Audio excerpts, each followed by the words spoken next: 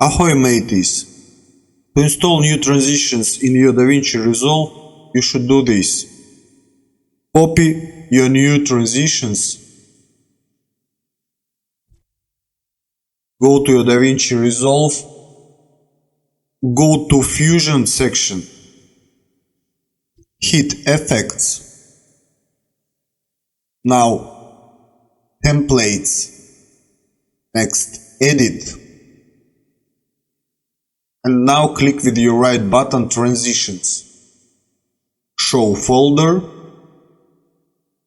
And here you must paste your new transitions.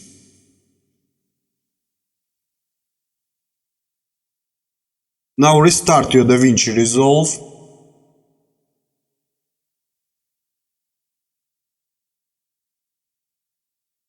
Go to Edit page. Hit Effects. Video Transitions in Toolbox section. And here you will find your new video transitions. Here they are. To apply your new transition, drag it between your video clips, and this is it. Thanks for watching. Have a nice day.